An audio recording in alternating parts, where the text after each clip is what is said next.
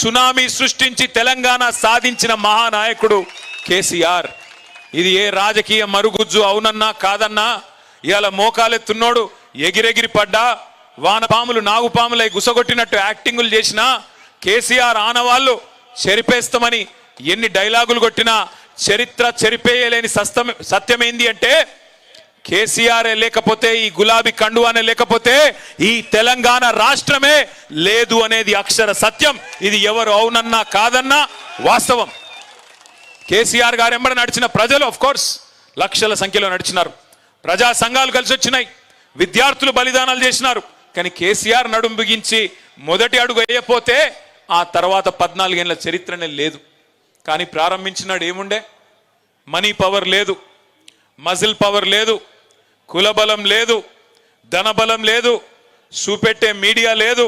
ప్రతికూల శక్తులన్నీ తెలంగాణ వద్దని కోరుకునే శక్తులందరూ హైదరాబాద్లోనే అడ్డాబెట్టి ఎట్లా నడుపుతావో చూస్తాం, తొక్కి పారేస్తాం నిన్ను అని ఒకవైపు హుంకరించడాలు, మకల ఉట్టింది పుబ్బల పోతుంది అని శాపనార్థాలు. ఈ రకమైన వాతావరణంలో ఒక్కడుగా బయలుదేరి ఆనాడు పెద్దలు జగదీశ్వర్ రెడ్డి గారి కొంతమంది మిత్రులు ఉమ్మడి నల్గొండ జిల్లా నుంచి కూడా ఆనాడు తనతో పాటు బయలుదేరి విజయసింహారెడ్డి గారు ఇట్లా కొంతమంది మిత్రులు భరత్ గారు వీళ్ళు బయలుదేరి కొంతమంది ఆనాడు ఆయనతో పాటు ప్రయాణం ప్రారంభించినారు. ఒక్కొక్క అడుగే మరి వేసుకుంటూ 14 ఏళ్ళు. నిజంగా చెప్పాలంటే 25 ఏళ్ల టీఆర్ఎస్ పార్టీ చరిత్ర, బీఆర్ఎస్గా ఈరోజు ఉన్నాం. చరిత్ర చూస్తే 3 పాత్రల్లో కూడా విజయవంతమైన ఒకే ఒక్క పార్టీ భారతదేశంలో మన పార్టీ మాత్రమే. మొదటి 14 ఏళ్ళు ఉద్యమ పార్టీగా విశ్వరూపాన్ని చూపెట్టి భారతదేశానికే, దేశంలోని అన్ని వర్గాల ప్రజలకు ప్రజాస్వామ్యబద్ధంగా తమ కోరికలు నెరవేర్చుకోవచ్చనే ఒక అద్భుతమైన ఉద్యమ రూపాన్ని ఆవిష్కరించిన పార్టీ ఉద్యమ పార్టీ టిఆర్ఎస్. ఆ తర్వాత 10 ఏళ్ల పాటు అధికారం ఇస్తే పేదల కోసం ఎట్లా పనిచేయొచ్చు, ప్రజల కోసం ఎట్లా పనిచేయొచ్చు, స్వల్ప కాలంలోనే అన్ని అనుమానాలు పటాపంచలు చేస్తూ భారతదేశంలోనే నంబర్ 1 రాష్ట్రంగా ఎట్లా నిలపొచ్చు అని చూపెట్టిన నాయకత్వం కేసీఆర్ నాయకత్వం. అదేవిధంగా 15 నెలల కిందట అధికారం పోయింది, ప్రతిపక్ష పాత్రలోకి వచ్చినాం. ప్రతిపక్షంలోకి వచ్చిన తర్వాత ఇవాళ చిట్టినాయుడు ఏం చెప్తున్నాడు టీవీలలో? అటో చెంప ఇటో చెంప వాయిస్తున్నారు. నన్ను కూర్చొనిస్తలేరు, కుర్చీలో కూర్చున్నానో లేదో, నన్ను బతకనిస్తలేరు అంటే ప్రతిపక్ష పార్టీగా కూడా ఇవాళ ప్రజల పక్షాన ఎలుగెత్తి పోరాడుతున్నది అసెంబ్లీలో కానీ బయట కానీ ఒకే ఒక్క పార్టీ బీఆర్ఎస్ పార్టీ మాత్రమే. ఒక్క మాటలో చెప్పాలంటే ఇవాళ ప్రతి తెలంగాణ బిడ్డకు గుండె ధైర్యం ఈ గులాబీ జెండా అనే మాట గంటా పదంగా మనందరం గర్వంగా చెప్పుకోవచ్చు. అట్లాంటి ఈ గులాబీ జెండా ఎగిరి 24 ఏళ్ళు నిండి 25వ సంవత్సరంలోకి వచ్చే నెల 27వ తారీఖు నాడు అడుగుపెట్టబోతా ఉన్నాం. ఇవాళ మనకు ఉద్యమము కొత్త కాదు, అధికారము కొత్త కాదు, ప్రతిపక్ష పాత్ర కొత్త కాదు. కానీ ఇవాళ మనకు తిరిగి అధికారం కావాలని కోరుకోవడం మన కోసం కాదు. నేను 10 ఏళ్ళు మంత్రిగా పనిచేసిన, జయేశ్వర్ రెడ్డి గారు 10 ఏళ్ళు చేసినారు. ఈ వేదిక మీద కూర్చున్న వాళ్ళందరూ ఎమ్మెల్యేలు అయినారు, జెడ్పీ చైర్మన్లు అయినారు, ఊహించకుండా ఎమ్మెల్సీలు అయినారు, రకరకాల పదవులు వచ్చినాయి, జెడ్పీటీసీలు అయినారు, మున్సిపల్ చైర్మన్లు అయినారు, రకరకాల పదవులు వచ్చినాయి. ఇవాళ బీఆర్ఎస్ పార్టీ కొట్లాడుతున్నది, బీఆర్ఎస్ పార్టీ తిరిగి కావాలని కోరుకుంటున్నది అధికారం మన కోసం కాదు. ఆనాడు టీఆర్ఎస్ పుట్టుక చరిత్రలో ఒక అనివార్యమైన పరిస్థితిలోంచి వచ్చిన ఒక సందర్భం. ఇవాళ కూడా తిరిగి బీఆర్ఎస్ కు అధికారం కావాలని కోరుకోవడం మన కోసం కాదు, తెలంగాణ కొరకు ఒక చారిత్రక అవసరం ఖచ్చితంగా ఉన్నది. ఈ కర్కశ కాంగ్రెస్ పాలనను ఖచ్చితంగా మళ్ళీ వీళ్ళ పీడను వదిలించాలంటే గులాబీ జెండాతోనైతే తప్ప ఇంకో జెండాతోని కాదు అనే మాట ఇవాళ ప్రజలు గుర్తించినారు. అందుకే ఎక్కడ పోయినా ఈ 15 నెలల్లో, ఎక్కడికి పోయినా ఈ 15 నెలల్లో సరే మనం దెబ్బతిన్నాం, అసెంబ్లీలో ఓడిపోయినాం, ఉమ్మడి నల్గొండ జిల్లాలో ఒక సూర్యాపేట తప్ప 11 స్థానాలు కోల్పోయినాం. పార్లమెంటుకు పోయినాం, పార్లమెంట్లో 2 సీట్లు ఓడిపోయినాం. మొత్తం రాష్ట్ర వ్యాప్తంగా 1 సీటు కూడా రాలేదు. చాలామంది అన్నారు అయిపోయింది, వీళ్ళ పని అయిపోయింది, ఇక ఉన్న ఎమ్మెల్యేలు వెళ్ళిపోతారు, ఎమ్మెల్సీలు వెళ్ళిపోతారు, అసలు పార్టీయే మూతపడుతుంది అనే మాట కూడా మాట్లాడినారు. కానీ ఒక ఫినిక్స్ పక్షి కదా, ఎట్లా లేసి మళ్ళీ ఆకాశాన్ని అందుకునే విధంగా అద్భుతంగా తన పోరాట పటిమతోని ముందుకు సాగుతుందో అదే విధంగా ఇవాళ కదం దొక్కి అటు కాంగ్రెస్ కు ఇటు బీజేపీకి కాలరాత్రులు చూపెడుతున్న మీ అందరికీ హృదయపూర్వకంగా తలలు వంచి శిరస్సు వంచి నేను నమస్కారం చేస్తా ఉన్నా. హైదరాబాద్ లో ఉన్న మేము ఒక్క పిలుపునిస్తే, ఒక్క నిరసన కార్యక్రమానికి పిలుపునిస్తే ఇవాళ క్షేత్రస్థాయిలో కేసులు పెట్టినా, ఎవడు బెదిరించినా, ఎవడు ఏమన్నా భయపడకుండా పోరాడుతున్న మీ అందరికీ హృదయపూర్వకంగా నేను మళ్ళొక్కసారి శిరస్సు వంచి నమస్కారం చేస్తా ఉన్నా. ఇది సామాన్యమైన విషయం కాదు మీరు చేస్తున్న పోరాటం. ఎందుకంటే మీరు చూస్తూ ఉన్నారు, ఒక వికృతమైన మనస్తత్వం కలిగిన ముఖ్యమంత్రి. నిజంగా నేను అనుకున్నా, చిన్న వయసులో ముఖ్యమంత్రి అయిండు, అదృష్టం బాగుంది, మరి పర్సనాలిటీ పెంచుకుంటాడేమో అనుకున్నా. ఎవరు? రేవంత్ రెడ్డి. ఏ చిన్న వయసులో 53, 54 ఏళ్ళకే జాక్పాట్ తలిగింది, తాంతే గారల బుట్టలు పడ్డట్టు పోయి ముఖ్యమంత్రి అయిండు. సరే, ఆయన అదృష్టం బాగుంది, పర్సనాలిటీ పెంచుకుంటాడేమో అనుకున్నా. కానీ రేవంత్ రెడ్డి కథ ఎట్లుందంటే పర్సనాలిటీ పెంచుకున్నాడు మీద లేదు ఇంట్రెస్ట్, పర్సెంటేజ్లు పెంచుకున్నాడు మీదనే ఉంది ఆయన కథ అంతా.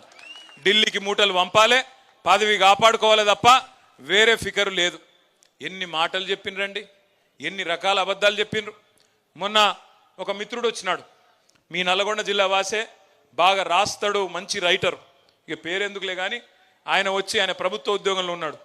ఆయన వచ్చినాడు, కొద్దిసేపు ఏదో ముచ్చట పెడుతున్నాం. నేను అడిగిన, అన్నా మరి ఏమైందే మీ నల్లగొండలో? కేసీఆర్ గారు చరిత్రలో ఎన్నడూ లేని విధంగా నల్లగొండని ఇంత బ్రహ్మాండంగా చేసిండు కదా, టైలెండ్ గ్రామాలకు నీళ్లు రాకపోతుండే, గోదావరి నీళ్లను కాళేశ్వరం ప్రాజెక్టు కట్టి తుంగతుర్తి, ఇక్కడే ఉన్న సూర్యాపేట, కోదాడలోని చివరి మడి దాకా నీళ్లు తీసుకొచ్చి 2.5 లక్షల ఎకరాలకు 2 పంటలకు నీళ్ళు ఇచ్చిండు కదా, ఏమైంది అని అడిగిన. అట్లే ఒక్క మెడికల్ కాలేజీ లేని నల్లగొండ ఉమ్మడి జిల్లాకి 3 మెడికల్ కాలేజీలు ఇచ్చిండు కదన్నా, ఏమైంది అని అడిగిన. దామెరచెర్ల లాంటి అద్భుతమైన విద్యుత్ కేంద్రం కట్టిండు. మొత్తం తెలంగాణలోనే ఉన్న ఒకే ఒక్క అల్ట్రా మెగా పవర్ ప్రాజెక్టు ఒక టౌన్షిప్పే కట్టినాడు. మరి అంత పెద్దది కడితే మిర్యాల కూడా ఎందుకు పోయింది అని అడిగిన. ఆలేరులో, భువనగిరిలో మరి ఆ ప్రసిద్ధ సుప్రసిద్ధ ధార్మిక క్షేత్రమైన యాదాద్రిని అంత అద్భుతంగా బహుశా మనం ఎవ్వరం కూడా కలగనని విధంగా అద్భుతంగా తీర్చిదిద్దింది కదా, అదెందుకు పోయింది అని అడిగిన. ఆయన ఏం చెప్పిండో తెలుసా నాకు? అన్న ఏం లేదే, మీరేమనుకోనంటే క్లుప్తంగా రామాయణం కదా, కట్టే కొట్టే తెచ్చే అని చెప్తారు కదా 3 ముక్కల్లో, నేను కూడా అట్లే చెప్తా అన్నాడు. చెప్పు అన్న.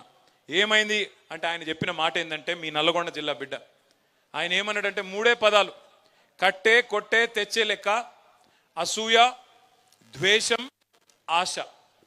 అసూయ ద్వేషం ఆశ, ఈ 3 పనిచేసినాయి అన్న అన్నాడు. అంటే ఏంది అని నేను. అసూయ అంటే ఈ మల్లన్నాడు చూసినావు, అబ్బా అధికార పార్టీలకు రాగానే కొత్త కారు కొన్నాడు రా, కొత్త ఇల్లు కట్టిండ్రా, ఆయన కూడా కట్టుకునే ఉంటాడు అనేటోడు. కేసీఆర్ ప్రభుత్వంలో అందరి సంపద పెరిగింది, భూముల రేట్లు పెరిగినాయి, అందరి సంపద పెరిగింది, కానీ మల్లన్న మీద అసూయ పుట్టియాలి. ఓ భాస్కర్ రావు గారు కొత్త అంగేసిండు, అమ్మా నిన్న మొన్నటి దాకా ఆయన ఏదో ఇదివరకు అంగి లేకుండా తిరిగినట్టు బ్రహ్మాండంగా ఉండే ఆయన ఇదివరకు కూడా, కానీ ఇవాళ కొత్త అంగేదో వేసినట్టు ఆయన మీద అసూయ పుట్టించే విధంగా స్థానిక నాయకత్వం మీద ఈర్ష్య ద్వేషాలు కలిగే విధంగా ఒకవైపు ప్రచారం, మరొక వైపు ద్వేషం. ఏదో కేసీఆర్ గారు ఈ రాష్ట్రాన్ని ఆయన కుటుంబం కోసమే తెచ్చుకున్నాడు, ఆయన ఎవరిని కలవడట, అహంకారం అట, కుటుంబ పాలనట, లక్షల కోట్లు దోసుకపోయిందంట అని కేసీఆర్ గారి మీద దొరనట, దొరపాలనట అని చెప్పి ద్వేషం నిండే విధంగా అగ్రనాయకత్వం మీద ఇంకోవైపు విష ప్రచారం. మూడోది ఆశ. కేసీఆర్ 10,000 ఇస్తుండు కదా, నేను 15,000 ఇస్తా.